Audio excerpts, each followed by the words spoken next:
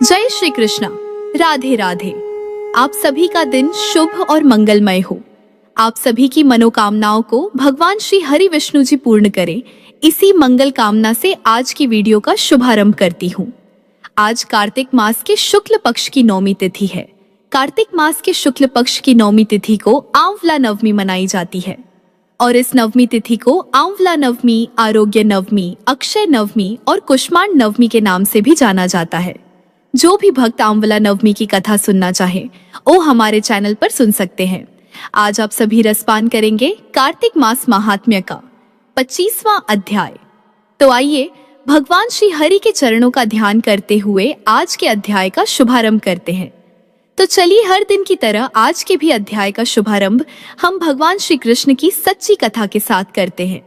कर्नाटक की पवित्र तुंगभद्रा नदी के तट पर एक नगर बसा था, जहां धर्म, तपस्या और वेद ज्ञान की गूंज सुनाई देती थी। वहीं निवास करते थे ब्राह्मण आत्मदेव, ज्ञान, दया और दान के प्रतीक। परंतु जीवन के इस उजाले में एक गहरा अंधकार भी था, संतानहीनता का धूक और गृह कलह की ज्वाला। आत्मदेव की पत्नी धुंधुली सौंदर्य में तो अनुपम थी, पर स्वभाव से कठोर और कुटिल। इसी कलह और वियोग के बीच एक ऐसी कथा आरंभ होती है जो केवल एक परिवार की नहीं बल्कि मनुष्य की आत्मा और मोह के संघर्ष की कथा है। यह कहानी है आत्मदेव, धुंधुली, गोकर्ण और धुंधकारी की, जहां लोभ और अधर्म पतन की राह दिखाते हैं, वहीं भक्ति और भागवत कथा मुक्ति का मार्ग बनती है। एक ओर अधर्म में डूबा धुंधकारी प्रेतयोनि की वेदना झेलता है, तो दूसरी ओर गोकर्ण ज्ञान और करुणा के माध्यम से उसे ईश्वर के चरणों तक पहुंचाते हैं। यह कथा हमें सिखाती है कि जीवन के बंधन, मोह और पापों से मुक्ति केवल सत्संग, भक्ति और भागवत श्रवण से संभव है। जहां गोकर्ण की वाणी ने प्रेत को परम धाम पहुंचाया, वहीं समस्त जीवों को यह संदेश दिया कि जो कथा को मन से सुनता है वही वास्तव में जीवन के पार उतरता है। तुंगभद्रा नदी के तट पर एक नगर था, जहां आत्मदेव नामक एक ब्राह्मण रहते थे। वे समस्त वेदों के ज्ञाता थे और उनका तेज सूर्य के समान था। उनके द्वार से कभी कोई भिक्षुक खाली हाथ नहीं लौटता था। उनकी पत्नी का नाम धुंधुली था, जो सुंदर तो थी लेकिन स्वभाव से झगड़ालू थी। धुंधुली अक्सर झगड़े के लिए बातें करती, पर आत्मदेव शांत रहते थे। जब भी आत्मदेव घर लौटते, घर में केवल कलह और अशांति होती, जिससे उन्हें घर एक बड़े नरक जैसा लगने लगा।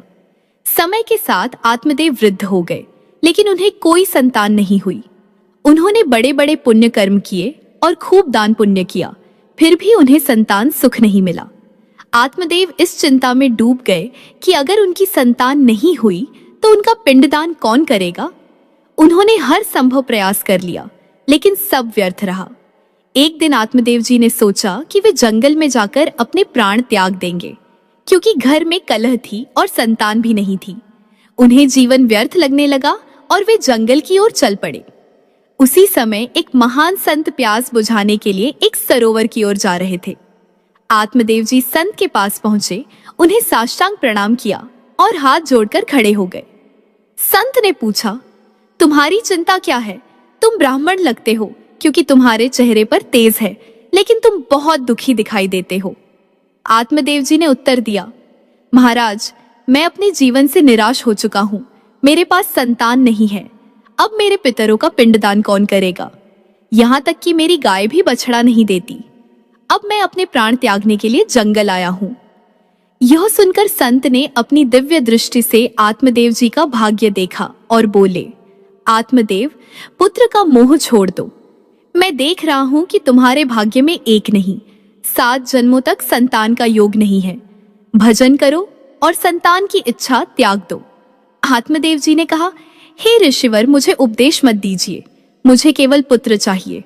अगर मुझे पुत्र नहीं मिला तो मैं आपके सामने ही अपने प्राण त्याग दूंगा। आत्मदेव जी का आग्रह देखकर संत ने कहा, विधाता के लेख को कोई मिटा नहीं सकता, लेकिन तुम्हारी प्रार्थना को देखकर मैं कुछ कर सकता हूँ। संत ने योग बल से एक फल प्रकट किया और कहा, यह फल अपनी पत्नी को खिला देना, इससे एक ज्ञानी पुत्र का जन्म होगा। यह सुनकर आत्मदेव जी अत्यंत प्रसन्न हुए और उन्होंने वह फल अपनी पत्नी धुंधुली को दिया। धुंधुली ने कहा, फल तुरंत थोड़ी खाया जाता है, नहा धोकर खाया जाता है। यह फल मुझे दे दो और आप निश्चिंत हो जाओ। धुंधुली का स्वभाव क्रूर और कुटिल था। उसने अपनी बहन को बुलाया और रोते हुए कहने लगी, बहन, मुझे बड़ी चिंता हो रही है। आत्मदेव जी यह फल लाए हैं जिससे गर्भ ठहरेगा। सुना है गर्भधारण और बच्चे के जन्म के समय बहुत कष्ट होता है। यह सब मैं सहन नहीं कर पाऊंगी। उसकी बहन ने कहा, मैं भी गर्भवती हूँ। तुम ऐसा करो, मेरे पति को धन दे दो और गर्भवती होने का नाटक करो।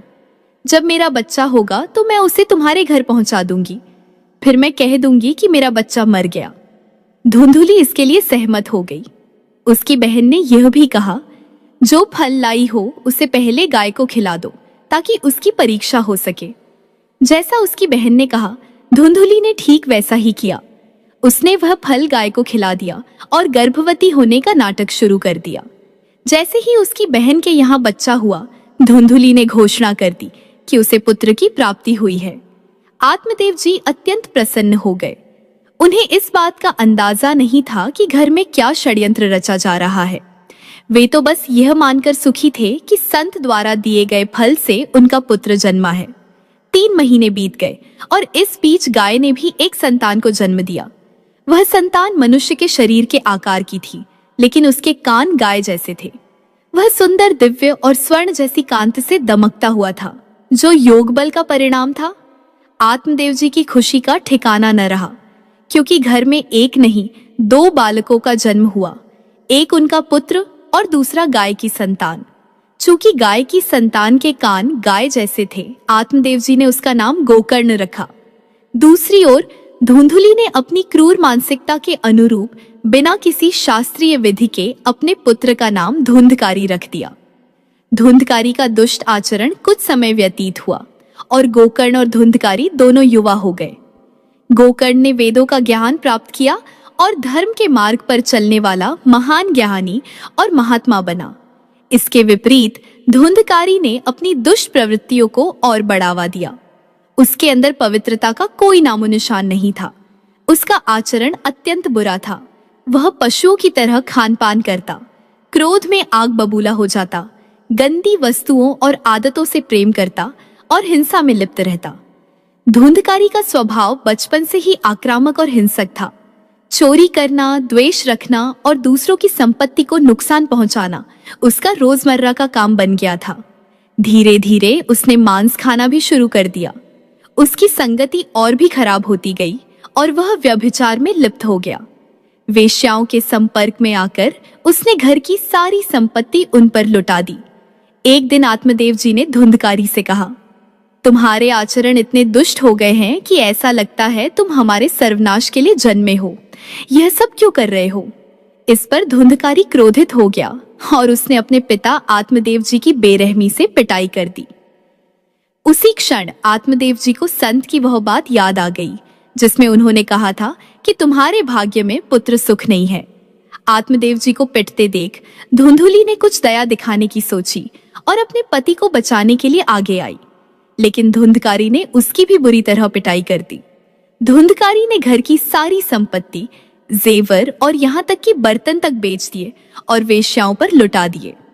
जब सब कुछ समाप्त हो गया तो खाने को भी कुछ नहीं बचा। धुंधुली रो रो कर कहने लगी, इससे तो अच्छा होता कि मैं बांझ ही रह जाती। अब मैं कहाँ जाऊं और कौन मेरी मदद करेगा? इतनी बड़ी विपत्ति आ गई है कि न खाने को कुछ है और न पीने को। धुंधकारी हर रोज हमें पीटता है। आत्मदेव जी भी बैठे बैठे यह सोचकर रोने लगे, काश मैं संत की बात मान जाता। तभी गोकर्ण जी आए और बोले, पिताजी, आपके जैसे विद्वान पुरुष के लिए इस प्रकार का शोक करना उचित नहीं है। आप शास्त्रों के ज्ञाता हैं, फिर इस रूप मोह में फंसकर एक अज्ञानी की तरह क्यों रो रहे हैं? संसार के बंधनों को छोड़िए और वन में जाकर भगवान का चिंतन करते हुए अपना जीवन व्यतीत कीजिए। गोकर्ण जी के वचन सुनकर आत्मदेव जी वन में जाने के लिए सहमत हो गए। उन्होंने कहा, मुझे समझ नहीं आता कि भगवान की प्राप्ति कैसे करूं। गोकर्ण जी ने उत्तर दिया, संतों का संग और सेवा करो। संतों के संग और उनकी कृपा से ही आप महात्मा बनेंगे। भगवान की कथा और लीला सुनो, यही मार्ग आपको नित्य भगवत धाम की प्राप्ति कराएगा। आत्मदेव जी ने घर छोड़कर वन की यात्रा की और दिन रात भगवान का चिंतन करते हुए निरंतर नाम जप किया। जब आत्मदेव जी वन में चले गए तब धुंधकारी को और अधिक स्वतंत्रता मिल गई। उसने अपनी क्रूरता बढ़ा दी और एक दिन धुंधुली को बेरहमी से लाठी और डंडे से मारते हुए कहा, बता धन कहाँ छिपा है। धुंधकारी ने घर में जितना भी धन बचा था सब लूट लिया। एक दिन उसने जलती हुई लकड़ी से धुंधुली को मारते हुए फिर से धन का पता पूछा। धुंधुली, जो रोज रोज की मारपीट से तंग आ चुकी थी, किसी तरह भागी और कुएं में कूदकर आत्महत्या कर ली। इस प्रकार धुंधुली दुर्गति को प्राप्त हुई, जबकि उनके पति आत्मदेव जी को भगवान श्री कृष्ण की प्राप्ति हुई। गोकर्ण जी ने जब देखा कि धुंधकारी का आतंक बढ़ता जा रहा है, तो उन्होंने उसे छोड़कर उदासीन भाव से तीर्थ यात्रा पर जाने का निश्चय किया। धुंधकारी अब 5 वेश्याओं के साथ रहने लगा। वह उनके लिए चोरी छिपे पशुओं का मांस और अन्य वस्तुएं लाकर उनकी इच्छाएं पूरी करता था। एक दिन उन वेश्याओं ने कहा, तुमने हमें आज तक हार नहीं पहनाया। धुंधकारी ने उन्हें हार लाने का वादा किया और इसके लिए उसने चोरी करके धन जुटाने का प्रयास शुरू कर दिया। जब वेश्याओं ने देखा कि धुंधकारी रोज चोरी करता है और अब हार लाने के लिए बड़ा धन इकट्ठा कर रहा है, तो उन्हें भय हुआ कि वह जल्द ही पकड़ा जाएगा। उन्होंने सोचा, यदि वह पकड़ा गया तो राजा उसे फांसी देगा और उसके साथ हमें भी फांसी हो जाएगी। मरना तो तय है, क्यों ना हम ही इसे मार डालें ताकि हम बच सकें।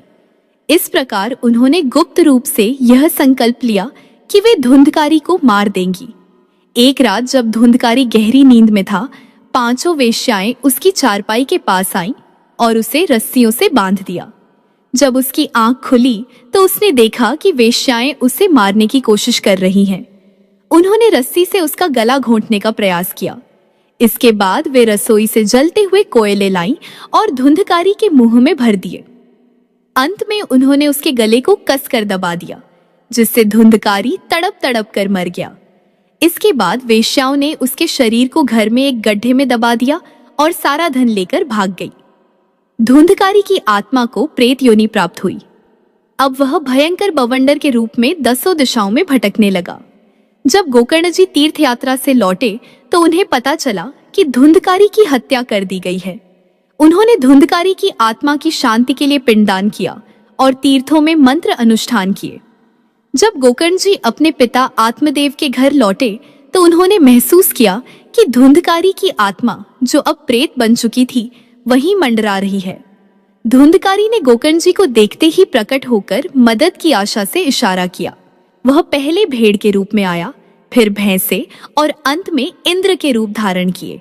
गोकर्ण जी, जो ज्ञानी महात्मा थे, तुरंत समझ गए कि यह प्रेत आत्मा है, क्योंकि यह विचित्र रूप धारण कर रहा था। उन्होंने बिना डरे पूछा, तू कौन है और ये नाटक क्यों कर रहा है? तुझे इस दुर्गति को क्यों प्राप्त होना पड़ा? प्रेत रूप में धुंधकारी चिल्ला चिल्ला कर रो रहा था, लेकिन एक शब्द भी नहीं बोल पा रहा था। गोकर्ण जी ने समझ लिया कि भारी पापों के कारण वह बोलने में असमर्थ है। उन्होंने जल लिया और मंत्रों का जाप कर धुंधकारी के ऊपर फेंका। जैसे ही जल गिरा, धुंधकारी बोलने योग्य हो गया और उसने कहा, भैया, मैं आपका भाई धुंधकारी हूँ।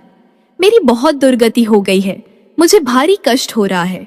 मैंने अपने जीवन में बहुत पाप किए हैं, अब मैं पश्चाताप कर रहा हूँ। उन वेश्याओं ने मुझे तड़पा तड़पा कर मार डाला। अब मैं प्रेत योनि में भटक रहा हूँ, भूखा प्यासा, पर खा पी नहीं सकता। आप कृपा करके मेरा उद्धार करें। गोकर्ण जी ने कहा, मैंने तो तुम्हारे लिए श्राद्ध किया था, तीर्थों में अनुष्ठान भी किया, फिर तुम्हारा प्रेत योनि से उद्धार क्यों नहीं हुआ? धुंधकारी ने उत्तर दिया, भैया, सैकड़ों बार श्राद्ध करने से भी मेरा उद्धार नहीं हो सकता। मैं बहुत बड़ा पापी हूँ, मैंने बड़े बड़े पाप किए हैं। गोकर्ण जी ने कहा, अगर सैकड़ों बार श्राद्ध करने से भी तुम्हारी मुक्ति नहीं हो सकती तो तुम्हारी मुक्ति असंभव है। धुंधकारी ने विनती की, भैया, मैं आपके चरणों में पड़ा हूँ, कृपा करके मेरा उद्धार करें।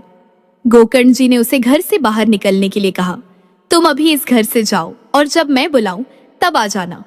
धुंधकारी गोकर्ण जी की आज्ञा पाकर घर से बाहर चला गया और इधर उधर भटकने लगा। गोकर्ण जी ने रात भर विचार किया कि धुंधकारी का उद्धार कैसे हो सकता है। जब सुबह हुई तो गोकर्ण जी ने विद्वानों से सलाह ली। कई लोगों ने शास्त्रों का हवाला देकर उपाय सुझाए, लेकिन कोई ठोस हल नहीं मिला। गोकर्ण जी तपस्वी थे। उन्होंने सोचा, औरों से पूछने की बजाय सीधे भगवान सूर्य से पूछना चाहिए। अपनी भक्ति और श्रद्धा के साथ उन्होंने मंत्रों का उच्चारण करते हुए सूर्य की गति को रोक दिया और उनसे पूछा, धुंधकारी का उद्धार कैसे हो सकता है? सूर्यदेव ने गोकर्ण जी की प्रार्थना सुनी और कहा, श्रीमद् भागवत का नियम पूर्वक 1 सप्ताह तक पाठ कराओ। 7 दिन में उसकी मुक्ति हो जाएगी। सूर्य भगवान की आज्ञा मानते हुए गोकर्ण जी ने निर्णय लिया कि वे स्वयं भागवत कथा सुनाएंगे और धुंधकारी का उद्धार करेंगे। कथा का समय तय किया गया और जब लोगों ने सुना कि भगवान की कथा से सभी पापों का नाश हो जाता है, तो पापी और पुण्यात्मा सभी कथा सुनने के लिए आए। गोकर्ण जी ने धुंधकारी को भी बुलाया और कहा, तू इस 7 गांठ वाले बांस पर बैठ जा और कथा सुन। धुंधकारी वायु रूप धारण कर बांस के छिद्र में जाकर बैठ गया। गोकर्ण जी ने एक वैष्णव को मुख्य श्रोता बनाकर स्पष्ट स्वर में भागवत कथा सुनानी प्रारंभ की। प्रतिदिन शाम को कथा का विश्राम किया जाता था और पहले दिन के अंत में बांस की एक गांठ टूट गई। इसी प्रकार हर दिन एक गांठ टूटती गई। 7वें दिन जब 7वीं गांठ भी फट गई, तब धुंधकारी दिव्य स्वरूप में प्रकट हुआ। उसका श्याम वर्ण था। उसने पीतांबर धारण किया था, तुलसी जी की माला पहनी थी और उसके सिर पर मनोहर मुकुट और कानों में कुंडल थे। वह गोकर्ण जी के सामने आया और प्रणाम करते हुए बोला, भैया, अब मैं प्रेत योनि से मुक्त होकर भगवत पार्षद बन गया हूँ। सभी ने यह दृश्य देखा और जय घोष किया। तभी एक दिव्य विमान आया और भगवान श्री कृष्ण के पार्षदों ने कहा, धुंधकारी आओ। धुंधकारी दिव्य विमान पर बैठ गया। जब वह विमान पर बैठकर जाने लगा तो गोकर्ण जी ने उसे रोकते हुए कहा, रुको, यह क्या?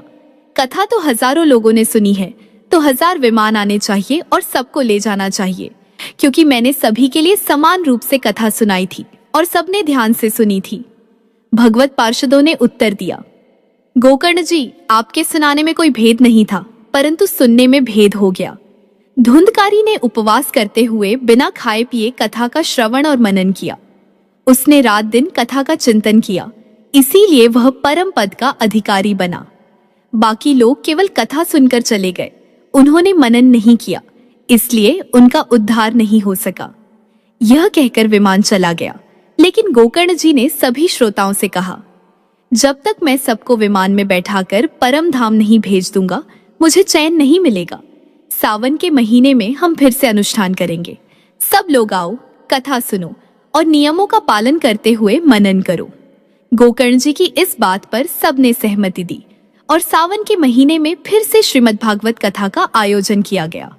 और फिर श्रीमद् भागवत कथा का आयोजन सभी श्रोताओं ने उपवास रखकर, अल्पाहार करके कथा को नियम पूर्वक सुना। जब 7 दिनों में कथा समाप्त हुई, तब भगवान के अनेक पार्षद विमान लेकर आए और जितने भी कथा सुनने वाले थे, सभी को परम धाम ले गए। भगवान श्री कृष्ण ने गोकर्ण जी को स्वयं अपने हृदय से लगाया। जैसे ही गोकर्ण जी को भगवान ने हृदय से लगाया, वे भी भगवत स्वरूप हो गए। उनका रूप श्याम वर्ण में बदल गया। उन्होंने पीतांबर धारण किया और कानों में मनोहर कुंडल झलकने लगे। यहाँ तक कहा जाता है कि गोकर्ण जी की अपार कृपा से जो भी जीव जंतु उस कथा में उपस्थित थे, उनका भी उद्धार हुआ। वे सभी विमान पर बैठकर भगवत धाम को चले गए। जहाँ बड़े बड़े सिद्धों को भगवान की प्राप्ति नहीं होती, वहीं गोकर्ण जी के प्रभाव से भागवत कथा सुनने मात्र से धुंधकारी सहित सभी श्रोता भगवत धाम को प्राप्त हो गए। तो एक बार प्रेम से बोलिए, श्री कृष्ण भगवान की जय। अब आइए श्रवण करते हैं कार्तिक मास महात्म्य में आगे का वृतांत। महाराज पृथु ने नारद जी से निवेदन किया, हे मुनिवर, अब आप कृपा करके कार्तिक मास के व्रत के उद्यापन की विधि सुनाने की कृपा करें। नारद जी बोले, हे राजन, कार्तिक शुक्ल चतुर्दशी को कार्तिक मास के व्रत की संपूर्णता के लिए उद्यापन करना चाहिए। संपूर्ण घर में गोबर का चौका लगाकर तुलसी के ऊपर मंडप बनावे। द्वारों पर मिट्टी के 4 द्वारपाल स्थापित करके, जिनका नाम पुण्यशील, सुशील, जय तथा विजय रखे। फिर तुलसी के समीप सर्वतोभद्र चक्र बनाकर उसके समीप पंचरत्न युक्त कलश स्थापित करें। श्री लक्ष्मी नारायण की सोने की मूर्ति बीच में रखकर फिर नवग्रह, उपग्रह, 10 दिक्पाल तथा पंच लोकपाल आदि स्थापित करें। सबसे पहले स्वस्ति वाचन करके गणेश तथा विष्णु आदि देवताओं का षोडशोपचार पूजन करें। भगवान को पीले रंग की सुंदर रेशनाग पहनावे तथा शैया दान करें। फिर ब्राह्मणों को भोजन करावे और गौ की पूजा करके गौदान करें। एक ब्राह्मण को सपत्नी भोजन करावे और फिर दोनों को वस्त्र, आभूषण, पात्र तथा दक्षिणा देकर संतुष्ट करें और दंडवत करके उनका आशीर्वाद प्राप्त करें। यह सब कार्य श्रद्धा पूर्वक करने से व्रत का पूर्ण फल प्राप्त होता है तथा अंत में विष्णु लोक की प्राप्ति होती है। जो व्यक्ति कार्तिक के इस व्रत को कहता, सुनता तथा देखता है, उसको भी चौथाई फल की प्राप्ति होती है। उद्यापन का पूर्ण विधि विधान बतलाने के पश्चात श्री सूत जी बोले, हे ऋषियों, यदि किसी में उद्यापन की सामर्थ्य न हो तो कुछ ब्राह्मणों को भोजन करा दे। ब्राह्मण न मिले तो गाय, पीपल अथवा वट वृक्ष का पूजन करे, क्योंकि पीपल विष्णु का तथा वट शिव जी का रूप है। इसी प्रकार पलाश ब्रह्मा का रूप माना जाता है। यह सुनकर ऋषियों ने पूछा, हे सूत जी, ब्रह्मा, विष्णु तथा शिव जी वृक्ष भाव को किस प्रकार प्राप्त हुए, यह बताने की कृपा करें। सूत जी ने कहा, हे ऋषियों, किसी समय शिव पार्वती एकांत में विराजमान थे कि उस समय देवताओं द्वारा भेजे गए अग्निदेव द्वारा उनके एकांतवास में विघ्न उपस्थित हुआ। इस पर पार्वती जी ने क्रोधित होकर देवताओं को श्राप दिया कि तुम वृक्ष रूप हो जाओ। तब विष्णु गया में जाकर पीपल और शिव काशी में अक्षय वट तथा ब्रह्मा जी पलाश रूप हो गए। बस तभी से पीपल तथा वट वृक्ष का पूजन होता है। तब ऋषियों ने पूछा कि शनिवार को पीपल का पूजन होता है मगर रविवार को नहीं, इसका क्या कारण है, कृपया करके बताइए। श्री सूत जी ने कहा, हे ऋषियों, समुद्र मंथन के समय 14 रत्नों में से कौस्तुभ मणि तथा लक्ष्मी जी को प्राप्त करने के बाद विष्णु भगवान लक्ष्मी जी से विवाह करने को उद्यत हुए। तब लक्ष्मी जी ने भगवान से कहा, मेरी बड़ी बहन दरिद्रा अविवाहित है, पहले उसका विवाह होना चाहिए। यह सुनकर भगवान विष्णु ने लक्ष्मी की बड़ी बहन उद्दालक ऋषि को सौंप दी। यद्यपि दरिद्रा का रंग काला, नेत्र लाल तथा बाल बिखरे होने के कारण कुरूपा थी, तथापि भगवान की आज्ञा मानकर उद्दालक ऋषि दरिद्रा को अपने आश्रम में ले आए। आश्रम में आकर दरिद्रा ने देखा कि वहां वेद पाठ तथा हवन हो रहा है। यह देख उसने मुनि से कहा, मैं ऐसे स्थान में रहने की बजाय उस स्थान में रह सकती हूँ जहाँ चोर, जुआरी तथा ब्राह्मणों का अपमान करने वाले रहते हों। उसकी यह बात सुनकर उद्दालक ऋषि अत्यंत दुखी हुए और उसे वहीं छोड़कर और यह कहकर चले गए कि तुम्हारे लिए कोई उपयुक्त स्थान देखकर आता हूँ। ऋषि के जाने के बाद कुछ देर तक दरिद्रा ने उनकी प्रतीक्षा की। इसके बाद वह रोने और चिल्लाने लगी। तब लक्ष्मी जी ने भगवान श्री हरि से कहा, हे भगवान, ऋषि द्वारा त्याग दिए जाने के कारण बहन दरिद्रा अत्यंत दुखी हो रही है, अतएव आप जाकर पहले उसे शांत कीजिए। तब विष्णु भगवान लक्ष्मी जी सहित वहां आकर कहने लगे, तुम पीपल में निवास करो, पीपल हमारा ही अंश है। जो कोई कार्तिक की पूर्णिमा को पीपल का पूजन करेगा वह हमें प्राप्त होगा और उसके यहाँ लक्ष्मी का वास होगा। जो शनिवार को सूत लपेटकर तुम्हारा पूजन करेगा उसके समस्त मनोरथ सिद्ध होंगे, परंतु रविवार को जो तुम्हारा स्पर्श भी करेगा वह दरिद्री हो जाएगा। इतना कहकर भगवान लक्ष्मी जी सहित अंतर्ध्यान हो गए।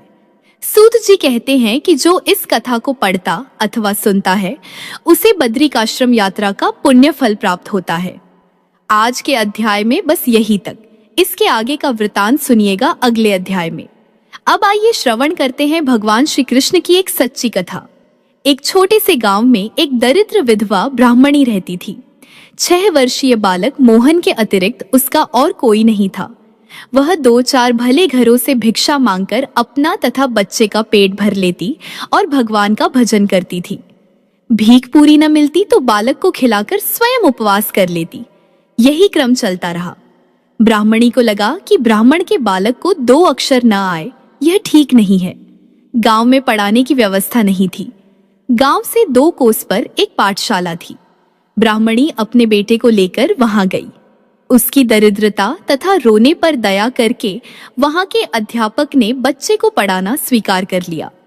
वहां पढ़ने वाले छात्र गुरु के घर में रहते थे, किंतु ब्राह्मणी का पुत्र मोहन अभी बहुत छोटा था और ब्राह्मणी को भी अपने पुत्र को देखे बिना चैन नहीं पड़ता था। अतः मोहन नित्य पढ़ने जाता और सायंकाल घर लौट आता। उसको विद्या प्राप्ति के लिए प्रतिदिन 4 कोस चलना पड़ता। मार्ग में कुछ दूर जंगल था। शाम को लौटने में अंधेरा होने लगता था। उस जंगल में मोहन को डर लगता था। एक दिन गुरुजी के यहाँ कोई उत्सव था। मोहन को अधिक देर हो गई और जब वह घर लौटने लगा तो रात हो गई थी। अंधेरी रात जंगली जानवरों की आवाजों से बालक मोहन भय से थर थर कांपने लगा। ब्राह्मणी भी देर होने के कारण बच्चे को ढूंढने निकली थी। किसी प्रकार अपने पुत्र को वह घर ले आई। मोहन ने बड़ी सरलता से कहा, माँ, दूसरे लड़कों को साथ ले जाने तो उनके नौकर आते हैं। मुझे जंगल में आज बहुत डर लगा। तू मेरे लिए भी एक नौकर रख दे। मोहन की बातें सुनकर बेचारी ब्राह्मणी रोने लगी। उसके पास इतना पैसा कहाँ कि नौकर रख सके। माता को रोते देख मोहन ने कहा, माँ, तू रो मत। क्या हमारा और कोई नहीं है?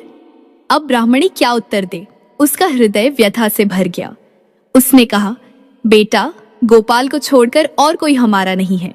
बच्चे की समझ में इतनी ही बात आई कि कोई गोपाल उसका है। उसने पूछा, गोपाल कौन? वे क्या लगते हैं मेरे और कहाँ रहते हैं? ब्राह्मणी ने सरल भाव से कह दिया, वे तुम्हारे भाई लगते हैं। सभी जगह रहते हैं परंतु आसानी से नहीं दिखते। संसार में ऐसा कौन सा स्थान है जहां वे नहीं रहते? लेकिन उन्हें तो देखा था ध्रुव ने, प्रहलाद ने और गोकुल के गोपों ने। बालक को तो अपने गोपाल भाई को जानना था। वह अपनी माँ से पूछने लगा, गोपाल मुझसे छोटे हैं या बड़े? अपने घर आते हैं या नहीं? माता ने उसे बताया, तुमसे वे बड़े हैं और घर भी आते हैं, पर हम लोग उन्हें देख नहीं सकते। जो उनको पाने के लिए व्याकुल होता है, उसी के पुकारने पर वे उसके पास आते हैं। मोहन ने कहा, जंगल में आते समय मुझे बड़ा डर लगता है। मैं उस समय बहुत व्याकुल हो जाता हूँ। वहां पुकारूं तो क्या गोपाल भाई आएंगे? माता ने कहा, हाँ बेटा, तू विश्वास के साथ पुकारेगा तो अवश्य वे आएंगे। मोहन की समझ में इतनी बात आई कि जंगल में अब डरने की जरूरत नहीं है। डर लगने पर मैं व्याकुल होकर पुकारूंगा तो मेरा गोपाल भाई वहां आ जाएगा। दूसरे दिन पाठशाला से लौटते समय जब वह वन में पहुंचा, उसे डर लगा। उसने पुकारा, गोपाल भाई, तुम कहाँ हो? मुझे यहाँ डर लगता है। मैं व्याकुल हो रहा हूँ। गोपाल भाई, फिर क्या था? जो दीन बंधु हैं, दीनों के पुकारने पर वह कैसे नहीं बोलेंगे? मोहन को बड़ा ही मधुर स्वर सुनाई पड़ा, भैया तू डर मत, मैं अभी आया। यह स्वर सुनते ही मोहन का भय भाग गया। थोड़ी दूर चलते ही उसने देखा कि एक बहुत ही सुंदर ग्वालपाल उसके पास आ गया। वह हाथ पकड़कर बातचीत करने लगा, साथ साथ चलने लगा, उसके साथ खेलने लगा। वन की सीमा तक वह पहुंचाकर लौट गया। गोपाल भाई को पाकर मोहन का भय जाता रहा। घर आकर उसने जब अपनी माँ को सब बातें बताई, तब वह ब्राह्मणी हाथ जोड़कर गदगद हो अपने प्रभु को प्रणाम करने लगी। उसने समझ लिया कि जो दयामयी द्रौपदी और गजेंद्र की पुकार पर दौड़ पड़े थे, मेरे भोले बालक की पुकार पर भी वही आए थे। ऐसा ही नित्य होने लगा। एक दिन उसके गुरुजी के पिता का श्राद्ध होने लगा। गुरुजी सबसे कुछ लाने को कह रहे थे। मोहन ने भी सरलता से पूछा, गुरुजी, मैं क्या ले आऊं? गुरु को ब्राह्मणी की अवस्था का पता था। उन्होंने कहा, बेटा, तुमको कुछ नहीं लाना होगा। लेकिन मोहन को यह बात कैसे अच्छी लगती। सब लड़के लाएंगे तो मैं क्यों ना लाऊं? उसके हट को देखकर गुरुजी ने कह दिया, अच्छा, तुम एक लोटा दूध ले आना। घर जाकर मोहन ने माता से गुरुजी के पिता के श्राद्ध की बात कही और यह भी कहा, मुझे एक लोटा दूध ले जाने की आज्ञा मिली है। ब्राह्मणी के घर में था क्या जो वह दूध ला देती? मांगने पर भी उसे दूध कौन देता? लेकिन मोहन ठहरा बालक, वह रोने लगा। अंत में माता ने उसे समझाया, तू गोपाल भाई से दूध मांग लेना, वे अवश्य प्रबंध कर देंगे। दूसरे दिन मोहन ने जंगल में गोपाल भाई को जाते ही पुकारा और मिलने पर कहा, आज मेरे गुरुजी के पिता का श्राद्ध है, मुझे एक लोटा दूध ले जाना है। माँ ने कहा है कि गोपाल भाई से मांग लेना, इसलिए मुझे तुम एक लोटा दूध ला कर दो। गोपाल ने कहा, मैं तो पहले से यह लोटा भर दूध लाया हूँ, तुम इसे ले जाओ। मोहन बड़ा प्रसन्न हुआ। पाठशाला में गुरुजी दूसरे लड़कों के उपहार देखने और रखवाने में लगे थे। मोहन हंसता हुआ पहुंचा। कुछ देर तो वह प्रतीक्षा करता रहा कि उसके दूध को भी गुरुजी देखेंगे, पर जब किसी का ध्यान उसकी ओर न गया तब वह बोला, गुरुजी, मैं दूध लाया हूँ। गुरुजी ढेरों चीजें संभालने में व्यस्त थे। मोहन ने जब उन्हें स्मरण दिलाया तब झुंझला कर बोले, जरा सा दूध लाकर यह लड़का कान खाए जा रहा है जैसे इसने हमें निहाल कर दिया। इसका दूध किसी बर्तन में डालकर हटाओ इसे यहाँ से। मोहन अपने इस अपमान से खिन्न हो गया। उसका उत्साह चला गया। उसके नेत्रों से आंसू गिरने लगे। नौकर ने लोटा लेकर दूध कटोरे में डाला तो कटोरा भर गया, फिर गिलास में डाला तो वह भी भर गया, बाल्टी में डालने लगा तो वह भी भर गई। भगवान के हाथ से दिया वह लोटा भर दूध तो अक्षय था। नौकर घबराकर गुरुजी के पास गया। उसकी बात सुनकर गुरुजी तथा और सब लोग वहां आए और अपने सामने एक बड़े पात्र में दूध डालने को उन्होंने कहा। पात्र भर गया पर लौटा तनिक भी खाली नहीं हुआ। इस प्रकार बड़े बड़े बर्तन दूध से भर गए। अब गुरुजी ने पूछा, बेटा तू दूध कहाँ से लाया है? सरलता से बालक ने कहा, मेरे गोपाल भाई ने दिया है। गुरुजी और चकित हुए। उन्होंने पूछा, गोपाल भाई कौन? तुम्हारे तो कोई भाई नहीं है। मोहन ने दृढ़ता से कहा, है क्यों नहीं, गोपाल मेरा बड़ा भाई है। वह मुझे रोज वन में मिल जाते हैं। माँ कहती है कि वह सब जगह रहता है पर दिखता नहीं देता। कोई उसे जब बहुत प्यार से व्याकुल होकर पुकारे तभी वह आते हैं। उससे जो कुछ मांगा जाए वह तुरंत दे देता है। अब गुरुजी को कुछ समझना नहीं था। मोहन को उन्होंने हृदय से लगा लिया। श्राद्ध में उस दूध से खीर बनी और ब्राह्मण उसके स्वाद का वर्णन करते हुए तृप्त नहीं होते थे। गोपाल भाई के दूध का स्वाद स्वर्ग के अमृत में भी नहीं, तब संसार के किसी पदार्थ में कहां से होगा? उस दूध का बना श्राद्धांत पाकर गुरुजी के पितर तृप्त ही नहीं हुए, माया से मुक्त भी हो गए। श्राद्ध समाप्त हुआ। संध्या को सब लोग चले गए। मोहन को गुरुजी ने रोक लिया था। अब उन्होंने कहा, बेटा मैं तेरे साथ चलता हूं, तू मुझे अपने गोपाल भाई के दर्शन करा देगा ना? मोहन ने कहा, चलिए, मेरा गोपाल भाई तो पुकारते ही आ जाता है। वन में पहुंचकर उसने पुकारा। उत्तर में उसे सुनाई पड़ा, आज तुम अकेले तो हो नहीं, तुम्हें डर तो लग नहीं रहा, फिर मुझे क्यों बुला रहे हो? मोहन ने कहा, मेरे गुरुजी तुम्हें देखना चाहते हैं, तुम जल्दी आओ। जब मोहन ने गोपाल भाई को देखा तो गुरुजी से कहा, आपने देखा मेरा गोपाल भाई कितना सुंदर है? गुरुजी कहने लगे, मुझे तो दिखता ही नहीं, मैं तो यह प्रकाश मात्र देख रहा हूं। अब मोहन ने कहा, गोपाल भाई तुम मेरे गुरुजी को दिखाई क्यों नहीं पड़ते? उत्तर मिला, तुम्हारी बात दूसरी है।